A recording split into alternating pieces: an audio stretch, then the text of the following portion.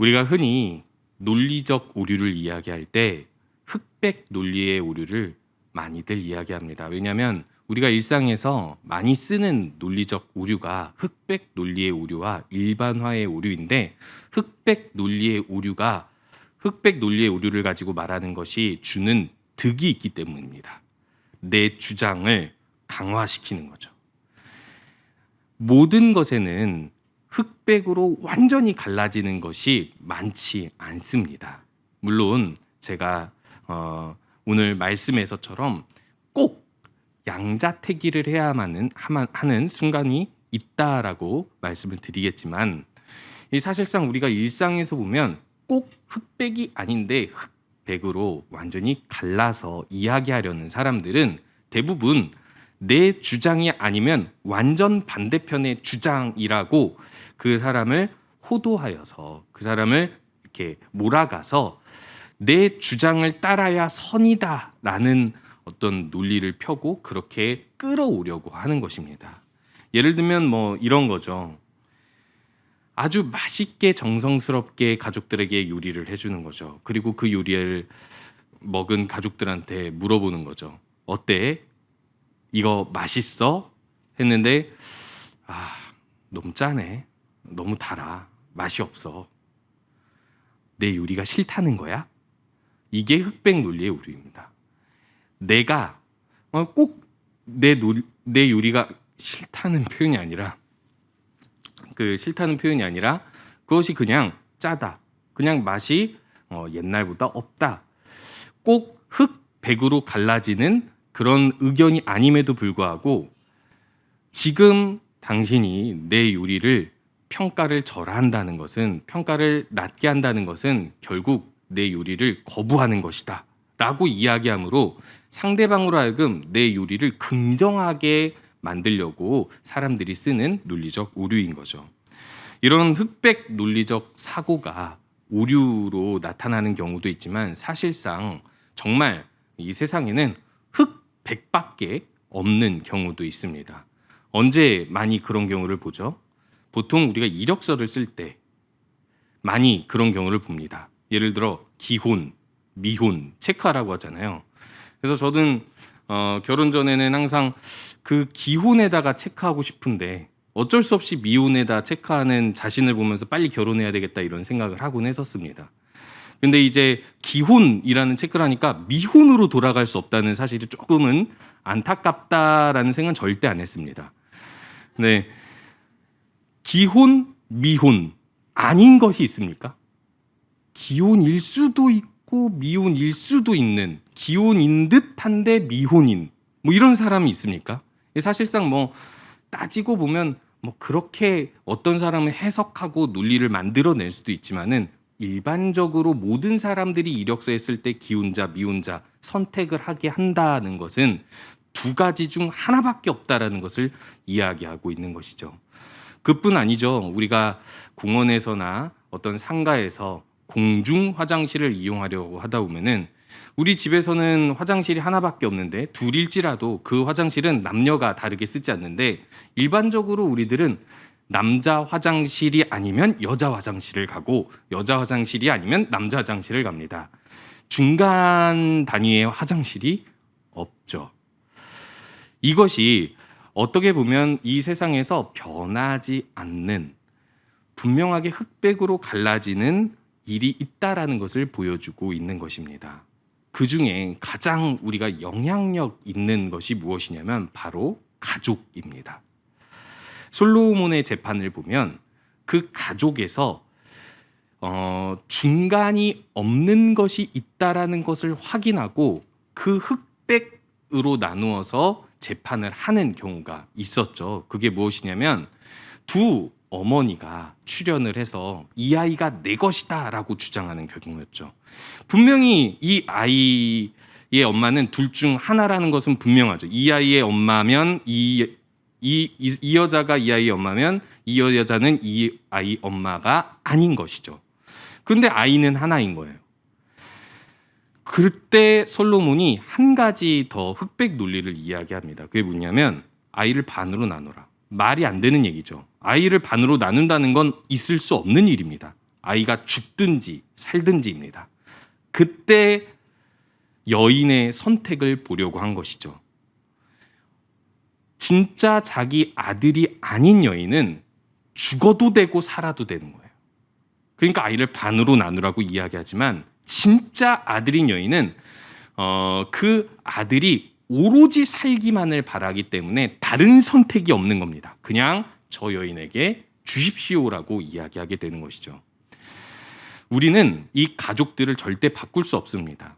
이 아들 말고 다른 아들, 이 딸 말고 다른 딸, 물론 남매가 많은 경우는 뭐 그렇게 생각할 수도 있겠지만 어쨌든 그 존재는 하나지 않습니까?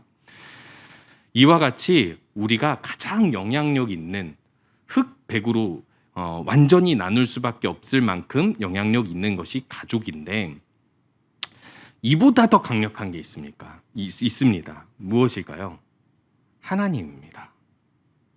우리가 하나님을 선택하는 순간 하나님이 아닌 것과 하나님인 것 딱 두 가지 중 하나만 선택을 할 수밖에 없지.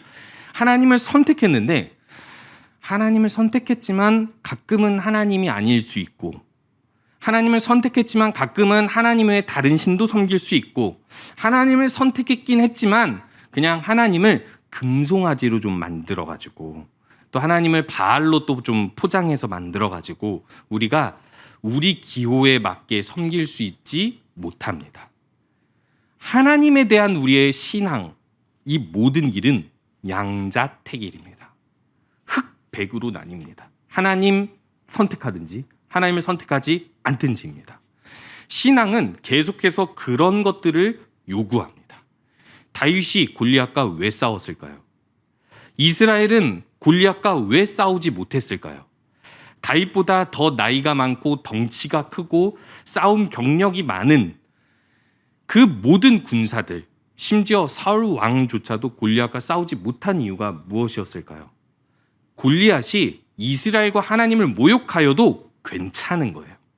하나님을 섬기는데 그 정도는 괜찮은 거예요. 내 목숨이 더 소중하기 때문에 하나님을 섬기더라도 그건 안 해도 되는 거죠. 하나님을 섬기면 무조건적으로 하나님을 위해서 하나님의 이름을 모욕하는 자를 벌해야 한다라, 그 사람과 전쟁해야 된다라는 생각을 가진 사람은 이스라엘의 단 한 사람이었습니다. 다윗. 그래서 우리가 다윗과 골리앗과 싸운 이 사건을 통해서 위대하고 하나님 마음에 합한 사람으로 보는 것이죠. 근데 사실 이게 신앙의 기본 아닙니까? 위대한 게 아니라 이게 신앙이잖아요. 하나님을 선택한 순간 하나님이 아닌 건 없는 거예요. 하나님을 선택했으면서도 하나님의 이름을 모욕하는 자들에 대해서 그냥 내버려 두고 그럴 수 있지. 가끔은 내가 하나님을 선택하지 않고 몇 주, 몇 달을 살 수 있지라는 것을 우리도 모르게 허용한다는 것입니다. 다윗이 아닌 이스라엘 사람들처럼. 그러나 성경은 분명하게 이야기해주고 있습니다. 다윗이 특별히 뛰어난 신앙을 가진 것이 아니라 이게 신앙이다라고 이야기하는 겁니다. 사실상 오늘 예수님께서 말씀해 주시는 제자의 길도 그러합니다. 어떤 사람들은 이렇게 오해하죠. 예수님을 믿는데 제자는 아니야. 그리스도인이긴 한데 제자는 아니야. 제자는 아닐 수 있지. 꼭 제자가 되어야 하나? 아, 그래, 난 제자라고 쳐. 아, 그래, 난 제자였어. 다 말이 안 됩니다. 예수님 믿는 순간 제자여야 하고 제자의 길을 가야 하고 그 제자의 길을 끝까지 가야 됩니다. 예수님께서 오늘 이 말씀을 하시기 전에 그래서 제자들에게 너희들은 진정으로 하나님을 믿기 때문에 나를 따르는지를, 나를 어떻게 알고 따르는지를 물어보십니다. 가이사랴 빌립보라는 지방 여러 마을을 나가시면서 예수님께서 제자들에게 물어보기 시작하죠. 너 사람들은 나를 누구라 하느냐? 어떤 사람들은 세례 요한이라고 하고 어떤 사람은 엘리야라고도 하고 어떤 사람은 선지자 중에 하나라고 합니다. 사실상 한마디로 이야기하면 그리스도는 아니라는 거죠. 그렇게 영향력 있는 하나님이 보내신 메시아라는 아니라는 것입니다. 그냥 성경 인물 중에 한 사람 정도, 그냥 위대한 선지자 정도, 혹은 위대한 랍비 정도, 심지어는 선지자 중에 하나, 그냥 특별히 관심 없는 신앙의 지도자 정도라고도 할 수 있고, 와, 뉴스에 나올 만한 위대한 지도자다, 근데 나랑은 상관없네 라고도 표현할 수 있는 그들의 고백이죠. 그런데 그때 예수님께서 물어보십니다. 너희는 그들과 다르게 나를 믿느냐? 너희는 나를 누구라 하느냐? 그때 제자들이 고백하죠. 그리스도시니이다. 그리스도가 누구입니까? 하나님의 기름 부음을 받아 하나님의 일을 하기 위해 이 땅에 내려온, 더더군다나 오늘 본문에서 인자라는 표현을 하듯이 다니엘 7장 13절에서 나온 그 하나님이 보내신 사람의 아들, 이스라엘이 기다려왔던 메시아를 말하는 것이 아니겠습니까? 제자들은 이렇게 고백합니다. 그들과 우린 다릅니다. 우린 주님을 그리스도라 고백하고 믿고 따릅니다. 그리고 앞에 본문들에서도 나타나듯이 우리들은 다 버리고 따랐습니다. 세리였지만 다 버리고 따랐습니다. 어부였지만 배도 아버지도 다 버리고 따랐습니다. 모든 걸 버리고 따랐습니다 하면서 지금 예수님 앞에서 이렇게 신앙 고백을 할 때 예수님께서는 그들의 신앙 고백을 인정해 주시고 칭찬해 주시면서 그 다음 그렇다면 그리스도가 누구냐라는 것을 알려주십니다.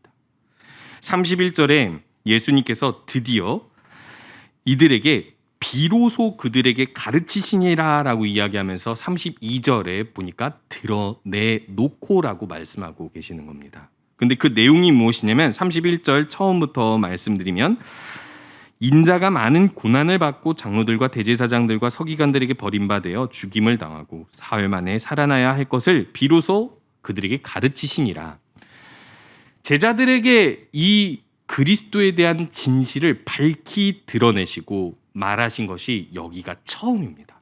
3년 동안 제자들과 함께 사역하셨고 예루살렘으로 들어가 십자가에 못 박히기 바로 전에 예수님께서 이 말씀을 하신 이유가 무엇일까요? 이 사실상 예수님께서 비유로 말씀하시는 이유들 중 하나가 무엇이었냐면 예수님께서 하나님이 보내신 그리스도이자 메시아지만 그것을 완전히 다 밝히 알려주면 제자들이 오해할 수 있고 백성들이 오해할 수 있고 온전히 이해하지 못할 사람들에게 숨겨서 말씀해 오셨던 것입니다. 그것이 이 진리를 다루고 가르치는 방식이죠. 그런데 예수님께서 이제 제자들에게 십자가에 못 박힐 것을 앞두고 나서 완전히 밝혀서 드러내놓고 말씀하시는 이유가 무엇일까요? 제자들이 완전히 이해하고 완전히 그것을 따를 것이라고 믿기 때문일까요? 아닙니다. 우리가 확인한 바와 같이 제자들은 예수님이 부활한 것을 목격할 때까지 또 목격하고도 완전히는 아니어서 성령을 받은 후에 예수님의 말씀들을 다시 생각나고 깨닫고 나서야 이들은 변화가 됩니다. 근데 예수님께서 십자가에 못 박히시기 전에 이제 마지막 때가 왔음을 아시고 이들에게 밝히 드러내시는데 여기서 제자들의 반응이 상당히 중요한 것이죠. 이때 베드로가 예수를 붙들고 항변합니다. 참 재밌는 표현이죠. 항변이 아니라 붙들고 항변합니다. 근데 이 항변이라는 표현을 윗사람이 아랫사람에게 꾸짖는 표현이고 만약에 아랫사람이 윗사람에게 이야기한다는 건 그건 충언을 드린다 정도가 아니라 비난한다는 겁니다. 어찌 그런 말씀을 하십니까? 랍비가 돼가지고 그리스도가 돼가지고 어찌 그런 생각을 합니까? 아이고 믿음 없어라. 뭐 이 정도까지라고 느낌상 표현할 수 있을 것 같습니다. 베드로가 왜 이렇게 표현했을까요? 우리가 생각하기에는 당연히 예수님께서 우리의 죄를 사하시기 위해 왔는데 우리의 영혼을 구원하시기 왔는데 인자니까 고난을 받고 죽임 당하셔야지. 그리고 3일 만에 부활하실 건데 이 정도도 못 믿나라고 생각할 수 있습니다. 사실상 예수님께서 이 예언을 3번 하시거든요. 예루살렘 들어가시기 전에. 분명히 예수님께서는 사흘 만에 다시 살아난다라고 말씀하시는데 저는 이런 궁금함이 들더라고요. 제자들은 이 부활하신다는 말씀을 못 믿은 건가 아니면 비유로 이해한 건가? 곰곰이 생각해 보면 이렇습니다. 예수님께서 사람을 살린 적이 몇 번이나 있습니까? 분명히 이 복음서에서 몇 번 사람들을 살리고 특히 나사로의 부활 사건을 통하여서 이 제자들에게 예수님은 그리스도로서 사람을 살리실 수 있고 영원히 살게 하시는 분이기도 하다라는 것을 분명히 제자들이 알고 있었기 때문에 본인도 살아날 수 있을 것이라는 것을 몰랐을까요? 물론 머리로만 이해하고 있었을 수 있겠죠. 그렇지 않습니까? 머리로는 그렇게 치라고 이해하더라도 그런 일들에 대해서 상상하지 않고 그런 일들에 대해서 꿈꾸지 않으면 본인에게 현실화되지 않잖아요. 이미 제자들은 이 부활의 내용을 듣지도 않은 겁니다. 그 앞의 내용이 중요하기 때문인 거죠. 인자로서 고난을 받고 심지어 장로와 대제사장들과 서기관들에게 죽임을 당한다? 너무 충격적인 거죠. 인자라 함은 다니엘서 7장 13절에 나온 표현이고 이것은 선지자들이 예언해 왔던 이 땅에 구원을 하시기 위해 자기 민족을 구원하시기 위해 하나님이 보내신 사람입니다. 하나님의 기름 부음을 받았기 때문에 능력이 특출난 거죠. 그래서 이들이 기대한 것은 다윗의 때처럼 이 세상을 제패할 왕국을 선물로 주실 뿐만 아니라 사실상 다윗보다 더 대단한 왕을 주실 줄로 믿었던 것이죠.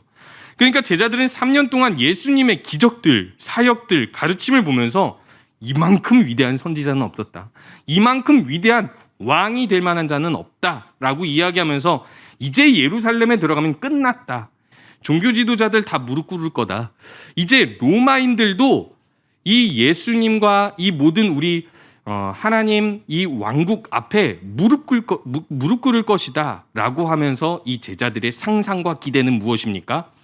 그와 함께 우리들의 신분도 높아지겠지 하면서 우리를 오른편에 왼편에 앉혀달라고 요구하지 않습니까? 이 제자들이 상상한 그리스도, 이들이 믿었던 그리스도, 이들이 가고자 했던 그리스도의 길, 제자의 길은 이런 것입니다. 고난 없고 죽임당하지 않고 그 어떤 수모도 당하지 않고 영광만 있는 길이라고 생각했던 것이죠. 완전히 오해한 것이죠. 인간이 무엇인지도 이해하지 못하고 인간을 위해서 하나님께서 무엇을 감당하셔야만 하는지도 이해하지 못했던 거죠. 이들은 그렇기 때문에 그리스도라고 밝히 말씀하신 예수님 앞에서 그리스도로서 고난을 당하고 심지어 그들 그 당시에 종교재판소의 지도자들인 장로, 대제사장, 서기관들에게 죽임을 당한다는 것을 상당한 치욕으로 여긴 겁니다. 유대인들 사회에서 제일 높은 법정 재판소 아닙니까? 그런데 그 재판소에서 죽임을 당하고 고난을 당한다라는 건 부정당한다는 거 아닙니까? 우리가 믿는 그리스도를 모든 세상이 부정하고 모든 유대인이 부정하는 건데 어떻게 그리스도의 왕국이 이루어지겠습니까? 말도 안 되는 소리 하지 마십시오. 이것이 베드로가 주장한 것입니다. 베드로는 이렇게 항변하고 붙들자 예수님께서 말씀하십니다. 사탄아, 내 뒤로 물러가라. 왜일까요?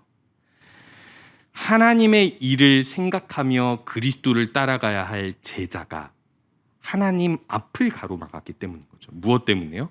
인간적인 욕심과 인간적인 편의를 위해서 자기 자신의 그 모든 안위를 위해서 이런 생각을 하기 때문에 베드로가 사탄이라서가 아니라 베드로를 사탄이 조종해서가 아니라 베드로가 사탄이 예수님을 시험하여 앞을 가로막으려 했던 것처럼 지금 예수님의 앞을 가로막으려 했기 때문에 말씀하시는 겁니다.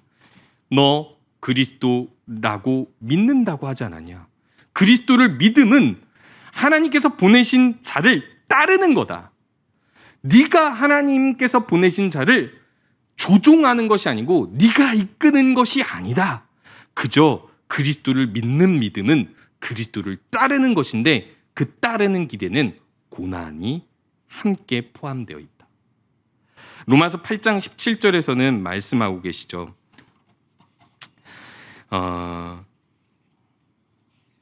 자녀이면 또한 상속자 곧 하나님의 상속자요 그리스도와 함께한 상속자니 우리가 그와 함께 영광을 받기 위하여 고난도 함께 받아야 할 것이니라.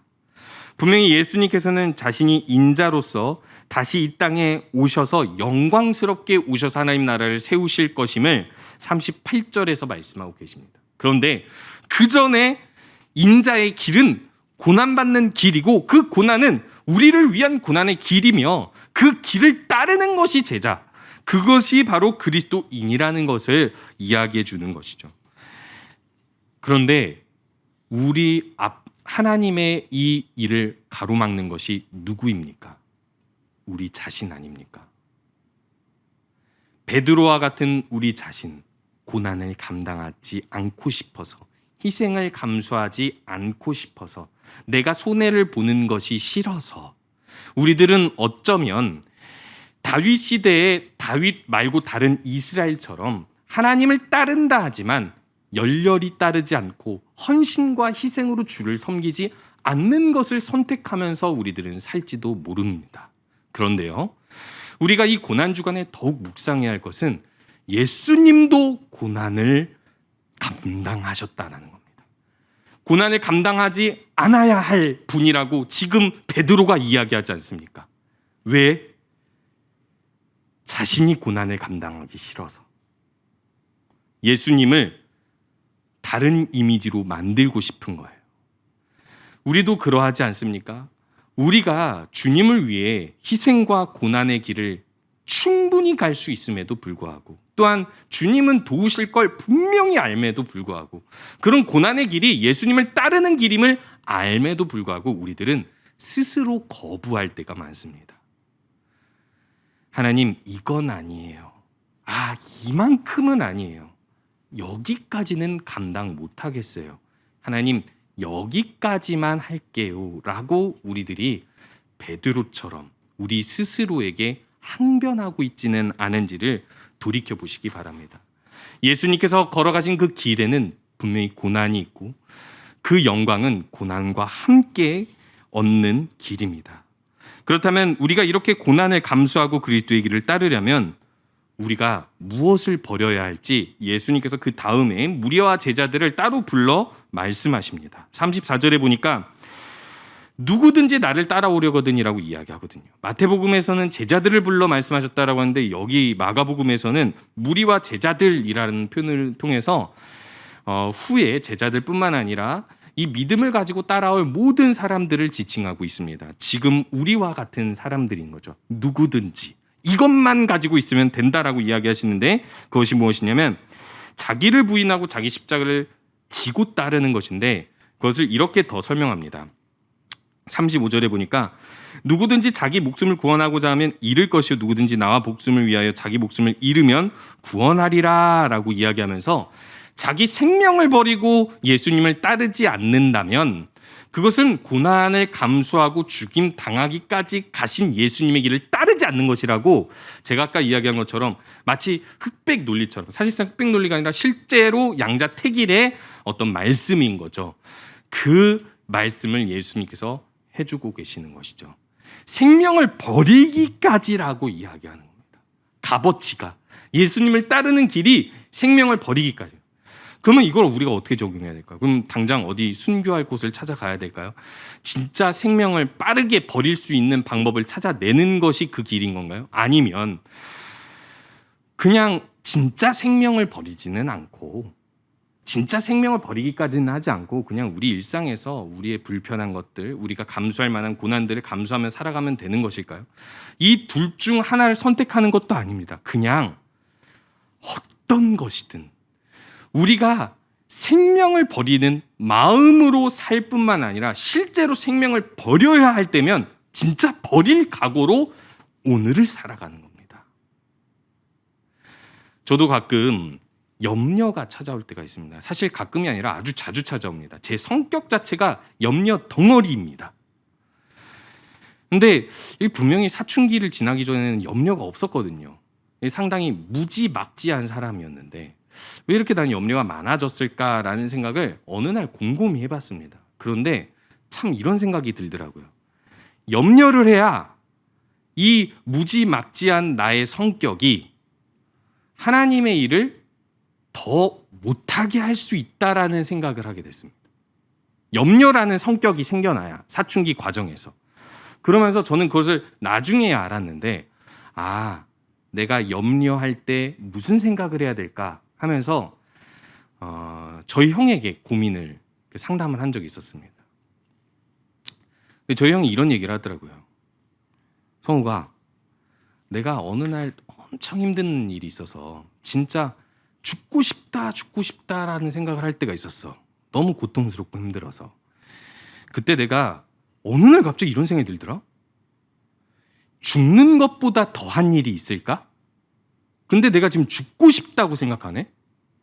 죽는 것이 차라리 낫다고 생각할 만큼 죽음이라는 걸 내가 감당할 수 있으면 그럼 까짓것 죽는다고 하고 세상을 한번 살아보자 하니까 그때부터 염려를 안 했대요. 그냥 뭐든지 그냥 염려할 만한 순간이 되면 그냥 죽었다 생각하고 한대요. 아니, 죽나 보다 하고 생각한대요. 물론 그것을 지금도 어떻게 적용하는지 모르지만 제가 그때 신앙적으로 적용을 했습니다. 그렇구나. 내가 모든 일에 생명을 버리고 하나님을 따르면 염려가 사라질 텐데 과감하게 그저 하나님을 따르는 것만 생각하면서 내 생명을 버리고자 한다면 주님의 길을 온전히 따를 수 있을 때 내가 그러지 못하는구나. 그런데요, 여기서 중요한 사실이 있습니다. 오늘 35절에서 예수님께서 목숨을 잃으면 구원하리라, 이 말이 생명 걸고 뭐든지 하면 다 잘 된다 이런 세상적인 말이겠습니까? 아닙니다. 누구든지 자기 목숨을 구원하고자 하면 잃을 것이요 나와 복음을 위하여 자기 목숨을 잃으면 구원하리라. 말이 안 되죠. 아니, 목숨을 구원하고자 하면 잃다니요. 목숨을 지키려고 하면 목숨을 지키겠죠. 목숨을 잃으려고 하면 구원받다는요. 그냥 목숨을 잃으려고 하면 목숨을 잃겠죠. 이게 당연한 이치 아닙니까? 근데 여기에 숨겨져 있는 분명한 역설적 이치가 있는데 그게 무엇이냐면 사람의 생명은 사람이 주관할 수 없고 하나님이 주관하기 때문에라는 논리, 그 진리를 넣으면 이것이 성립이 되죠.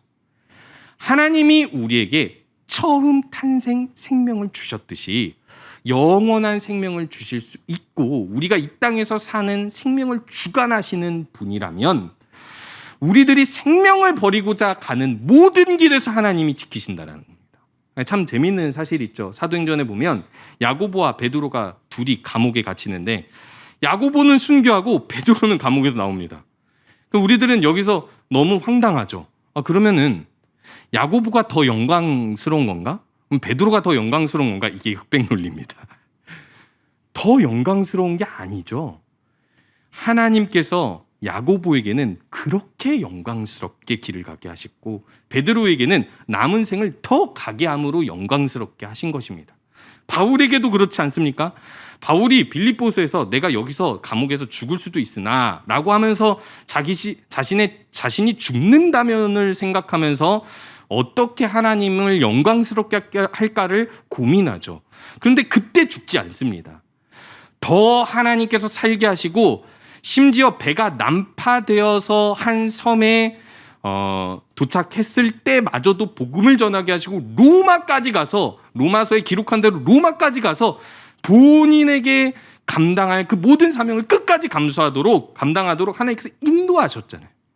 생명을 버리고 가는 모든 사람의 길이 이렇다라는 것입니다. 얼마나 영광스럽습니까? 우리가 맨날 내가 이런 것은 감수하면 나한테 불편할 텐데 나한테 너무 고통스러울 텐데 내 생명을 잃을 텐데 걱정하면서 주의 길을 따라간다면 어느 날 갑자기 생명이 떠나서 하나님을 만났을 때 얼마나 부끄러울까요? 근데 내가 오늘도 생명을 버리고 이 모든 것을 감수하고 한 걸음 한 걸음 갔는데 어머 안 죽었네? 오늘도 안 죽었네? 어떻게 보니까 10년 더 살았네? 20년 더 살았네? 그러다가 주님을 만나면 얼마나 영광스럽겠습니까? 예수님께서 말씀하신 것은 생명을 사람이 주관하지 못한다라는 것입니다. 그래서 마태복음에서도 예수님께서 이렇게 말씀하셨죠. 10장 28절에 몸은 죽여도 영혼은 능히 죽이지 못하는 자들을 두려워하지 말고 오직 몸과 영혼을 능히 지옥에 멸하실 수 있는 일을 두려워하라라고 말씀하시면서 참새 2마리의 생명도 하나님이 책임지신다라고 말씀하고 계시는 것입니다. 우리의 믿음, 희생과 고난의 길을 가기 위한 믿음, 그것은 하나님이 생명을 주관하시기 때문에 난 생명을 버릴 수 있다라는 믿음을 가지는 것입니다. 그렇다면 이 베드로처럼 항변하지 않을 겁니다. 베드로처럼 내가 가야 할 하나님의 길을 막지 않을 것입니다. 과감하게 자기를 부인하고 자기 십자가를 지고 예수님을 따를 수 있을 것입니다. 자기 십자가를 진다는 것이 무엇이겠습니까? 자기 십자가를 지고 따른다는 것은 십자가는 사형 선고를 받은 곳에서 형벌받는 곳까지 자기 십자가를 지고 무겁게 끌어감과 동시에 그 가는 동안 모든 사람에게 수모와 모욕과 고난을 당하는 길이라는 것입니다. 예수님이 우리의 죄값을 다 치르셨으니까 우린 그 십자가의 길을 안 가도 돼라고 예수님께서 말씀하신 게 아니라는 거예요. 예수님께서 우리 죄를 다 사해 주셨으니까 우리가 믿음으로 구원받았으니까 우리는 그 무엇도 희생하지 않고 헌신하지 않고 그냥 믿음으로만 가만히 구원받을 거야 라고 생각한다는 건 잘못된 생각이라는 거죠. 예수님이 요구하신 건 오히려 내가 너희들의 죄를 십자가로 사했으니 죄가 없는 내가 너희들을 대신하여 십자가의 길을 갔으니 너희도 자기 십자가를 지라는 것입니다. 자기 죄로 인한 십자가가 아니라 자기에게 지워줄, 세상이 지워줄 무거운 사명, 하나님께서 세상에서 감당하라 하신 그 고난의 사명을 형벌받는 곳까지 가라는 겁니다. 무거워도 질질 끌고서라도 사람들에게 안 좋은 평가를 받는다 할지라도 끝까지 그 길을 가라고 자기 십자가를 지고 가라고 이야기합니다. 얼마나 무겁지만 얼마나 영광스러운 말씀입니까? 저는 가장 두려운 것이 그겁니다. 세상 편하게 살다 죽는 것. 이게 무슨 뜻이냐면 너무 편하면 사실상 내가 하나님께서 내게 감당하라 하신 사명을 감당하지 않는 거잖아요. 그런 근무태만의 자세로 죽었다가 하나님을 뵈면 얼마나 부끄럽고 얼마나 두려울까라는 생각이 있어요. 그렇기 때문에 제가 가장 두려워하는 건 뭐냐면 내게 주어진 사명을 내가 감당하지 않을까 봐입니다. 못할까 봐가 아닙니다. 못하는 건 나중 문제예요. 안 할까 봐. 편한 길을 선택할까 봐입니다. 내가 하나님을 위해서 생명을 버리고 그 길을 따라가겠다고 하면 하나님께서는 반드시, 갑자기 이 말 하기가 두려워지네요. 고난의 길을 주실 겁니다. 고난을 지고 가야 할 사명을 주실 것입니다. 근데 그 길을 가는 것이 저에게 얼마나 영광스럽겠습니까? 마찬가지입니다. 모두에게 예수님이 부르신 길입니다. 그렇다면 우리가 이 길을 어떻게 능히 갈 수 있습니까? 그 이유는 하나님께서 먼저 우리의 모든 죄를 담당하며 그 부끄럽고 고난이 가득한 길을 가셨기 때문입니다. 오늘 말씀에서 하나님께서 이렇게 말씀하시죠.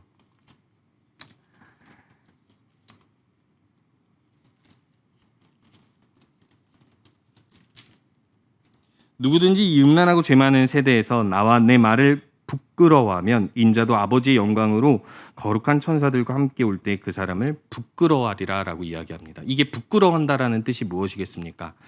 하나님께서 나중에 심판하러 오실 때 하나님이 영광스러운 권위를 가지고 우리들에게 상을 주실 텐데 그 하나님의 그 권위와 상을 가치 없게 여기기 때문에 이 세상에서의 사람들의 평가를 부끄러워하고 두려워한다라는 것입니다. 그런데 하나님께서는 오히려 뭐라고 말씀하시냐면 히브리서 11장 16절에 이렇게 말씀하십니다.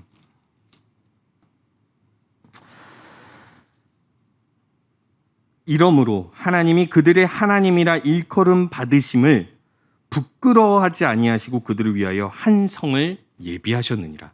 사실 하나님이 우리의 죄를 담당한다는 게 하나님으로서 이런 인간적인 표현을 하자면 자존심 상하는 일이거든요.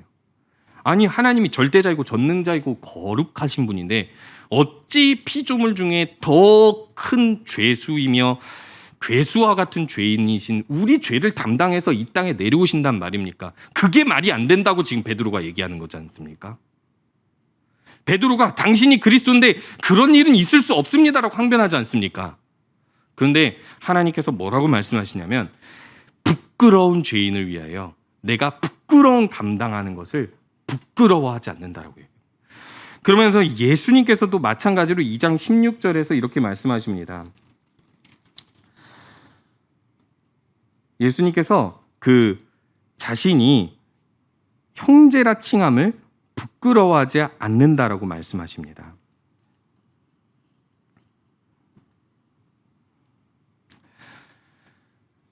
그런데 우리의 죄를 담당하여 우리의 형제가 되시고 우리의 하나님이 되시는 것을 부끄러워하지 않으시는 그 하나님을 위해서 우리에게 부끄러움을 담당할 수 있는 길을 가라고 말씀하시는데 어찌 우리가 그 부끄러움을 감당하지 않을 수 있겠습니까?